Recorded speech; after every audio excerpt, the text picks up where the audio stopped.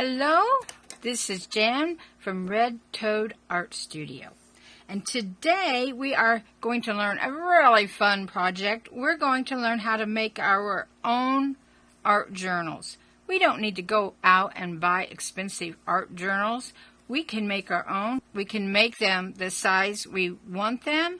We can use the kind of paper we want. And we can just have a lot of fun making our own art journals.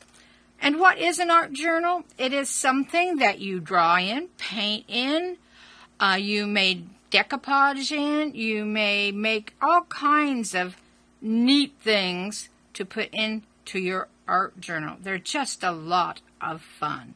So, it would be something like these. Now, we're going to do a little different than these, but this is the order, this is the size we will be making.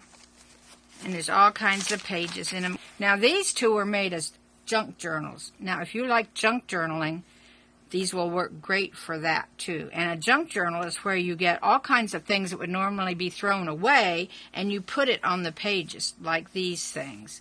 These are advertisements and pictures that I found. Today, we're going to do an art journal, which is a little different than a junk journal.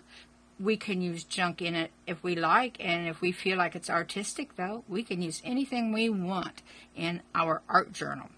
There's some supplies you will need.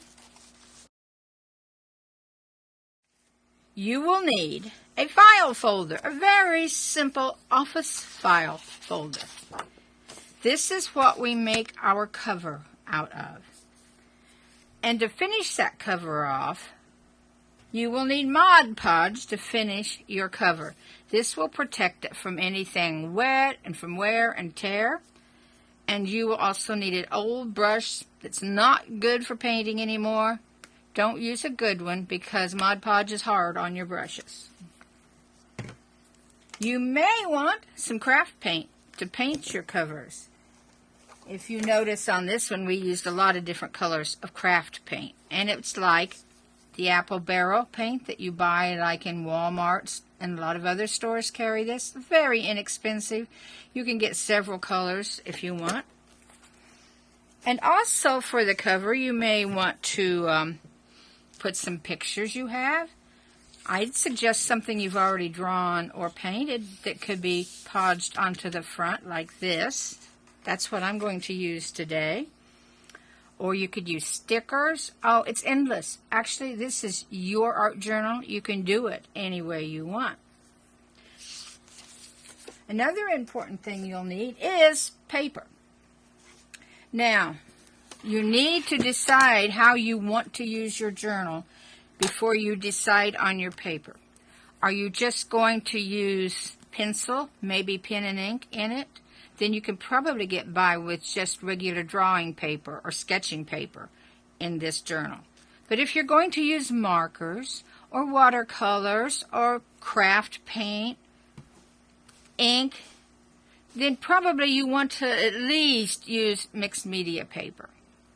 If you know the most that you're going to do is use watercolors, use watercolor paper. And for the one we're making today, I'm using paper that is 9 by 12 inches, mixed media. This is paper that Grumbacher has put out. The last paper I bought was put out by Be Inspired, and there's 120 pages in this thing. Look at this. You could make a lot of journals with this, and it's good paper for this kind of thing. And if you go mixed media, you can do just about what you want to do. Maybe not some of the very wettest of the watercolor techniques, and you might even get by with that.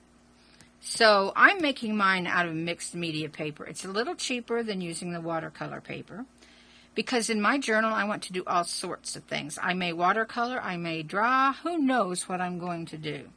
So you'll need paper, and for the journal we're doing today, you'll need 5 to 10 pages depending on how big you want it. You can decide how many pages you want. Let's see. You may want some colored paper in it. If you do, good old scrapbooking paper is a good choice. I would suggest you go ahead and get the 12 by 12 papers. They can be folded easily into the correct size to go in our book, because what we will do is cut a piece out and then fold it in half. And speaking of paper, you will need a way to cut your paper. If you have one of these paper cutters, these are great for this job. It makes it so much easier. But if you don't have this, just a plain old pair of scissors will do just fine. You will need a pencil. Let's see. You will need possibly a craft knife, depending on whether you have one of these cutters or not. Now, I will say, when you get to the part where you need the craft knife, if you are doing this with younger children, adults, please do this part. Let's see. Yes. 12-inch rubber bands. I bought these in Walmart, and I'm sure you can buy them in most any office store. And I don't know about other places. I've only looked at Walmart. These are wonderful for this project. 12-inch rubber bands, and you'll see why we're using them later. Now, if you can't find that, you could substitute a piece of the small rounded elastic. You might find some stretchy cord in your art stores, or in the art section of Walmart or other stores. Something stretchy, and in a pinch, you can use some string, but it's better to have something stretchy. And just one per journal is all you need.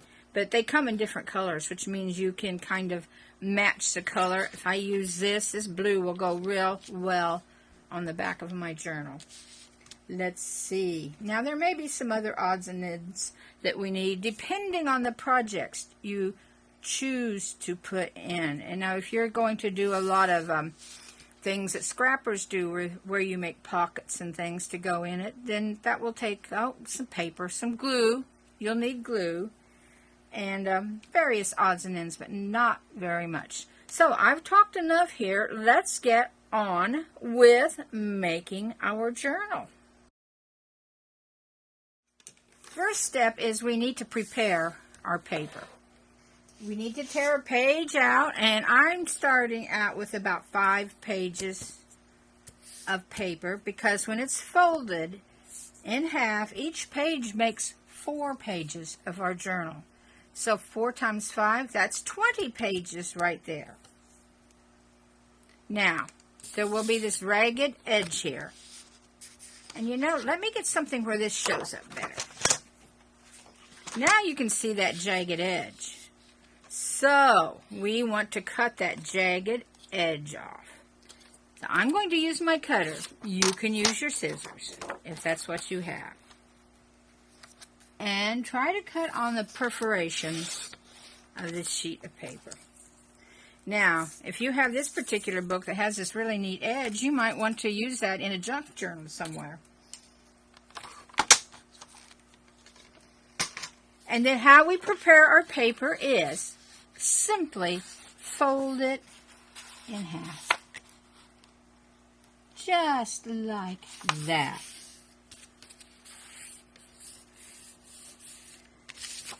Then we nestle them inside each other. Now I have what? I have 1, 2, 3, 4 here. I'm going to put my 5th one right here and close it.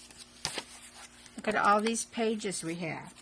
Now, to give you a hint of why we were using large rubber bands, we will be putting our cover here on these. This will go along the back and hold them together like a book. Now, the advantage of this is that you can take these pages in and out. You can slip a page out to paint on it or draw on it or whatever you want to do on it, and slip it right back in. You can add more pages easily. You can detract pages if you hate your artwork and never want to see it again. You can take it out. So this is a very versatile way to put your pages together. Now, a lot of these books are sewn, which is really good. And we could show you that, but there's a problem with sewing them. The pages are in there to stay. You can't take them in and out to work on them. You could tear them out. You know, you could. And to add pages is really hard. So actually, I think this is the best way if you're not making a huge journal. All right, we have our pages almost ready. Now, after you've folded them, you will notice that there's pages, they're uneven on this edge because when they're folded, it comes out just a little bit. The middle pages don't line up. I doubt if you can see that, but take my word for it, you'll see it when you do yours.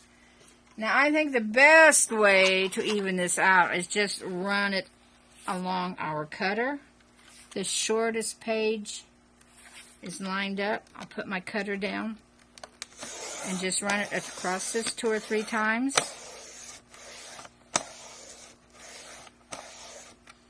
Let's see if we got them all. I think we did. And we can even our pages out in that way. This is where, if you don't have a cutter, you will probably need to use a craft knife. And again, that should be done by an adult. But after we've prepared our pages, we need to cut our cover. And that's going to be our file folder. So just slip your pages in. Find out where that bends. Slip it in there. Give it about, a 1/4 of an inch. You could even go a 1/2 an inch. Down here, about a 1/4 of an inch up here. Make a mark. And we want to give a little extra here, so let's go maybe a 1/4 of an inch to 1/2 an inch here. And now either use a ruler and draw these out so you can cut with your scissors, or again, get your paper cutter out. Line this up, and just like that. You see how handy a paper cutter can be. Now, we do need to bring that cutting line across.